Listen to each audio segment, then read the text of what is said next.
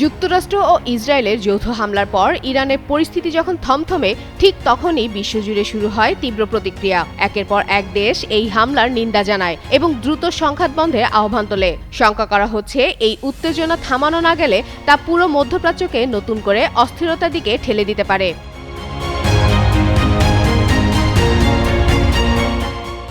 এদিকে এই হামলার বিষয়ে যুক্তরাষ্ট্র জানায়, ইরানের সামরিক অবকাঠামো ও ক্ষেপণাস্ত্র সক্ষমতাই ছিল এই অভিযানের মূল লক্ষ্য। অপরদিকে ইসরায়েলের প্রধানমন্ত্রী বেনিয়ামিন নেতানিয়াহু বলেন, ইরানকে অস্বস্তিকর হুমকি হিসেবে দেখেই এই হামলা চালানো হয়েছে।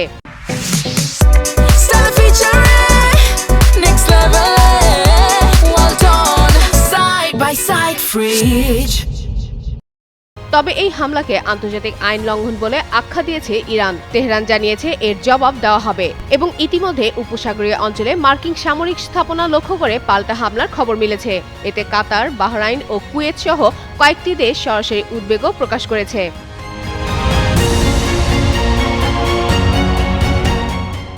এই পাল্টাপাল্টি হামলার পর ইউরোপ ও এশিয়ার বড় দেশগুলো সংযমের ডাক দিচ্ছে। যুক্তরাষ্ট্র জানিয়েছে তারা এই হামলায় অংশ নেননি এবং পরিস্থিতি নিয়ে গভীর উদ্বেগ প্রকাশ করেছে। ফ্রান্সের প্রেসিডেন্ট ইমানুয়েল ম্যাক্রো বলেন, দ্রুত সংঘাত বন্ধ করে আলোচনায় ফিরতে হবে। একই সুরে কথা বলছে জার্মানিও। ইরানের বিরুদ্ধে যুক্তরাষ্ট্র ও ইসরায়েলি আক্রমণ অবিলম্বে বন্ধ করার আহ্বান জানিয়েছে রাশিয়া। মস্কো বলছে, পরিস্থিতিকে রাজনৈতিক ও কূটনৈতিক সমাধানের পথে ফিরিয়ে আনতে হবে।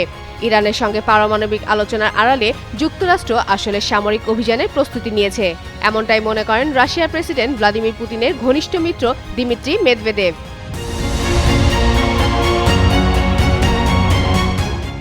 বাহরাইন, কাতার, জর্দান ও কুয়েতে ইরানের হামলার নিন্দা জানিয়েছে সৌদি আরব। রিয়াদ বলছে, এসব হামলা সংশ্লিষ্ট দেশগুলোর সার্বভৌমত্বের সরাসরি লঙ্ঘন এবং আন্তর্জাতিক আইনের মৌলিক নীতির পরিপন্থী। রাষ্ট্রের সার্বভৌমত্ব অবিরাম লঙ্ঘন অব্যাহত থাকলে এর গুরুতর পরিণতি হতে পারে। এই হামলার তীব্র নিন্দা জানিয়েছে পাকিস্তানও।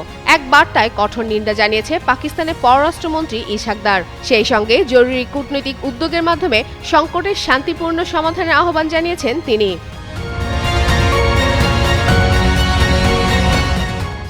একই সঙ্গে স্পেনের প্রধানমন্ত্রী সানচেজ যুক্তরাষ্ট্র ও ইসরায়েলের তথাকথিত একতরফা সামরিক পদক্ষেপ প্রত্যাখ্যান করেছেন। তিনি বলেন, এটি উত্তেজনা বৃদ্ধি করছে এবং একটি আরও অনিশ্চিত ও প্রতিকূল বিশ্ব ব্যবস্থার দিকে ঠেলে দিচ্ছে।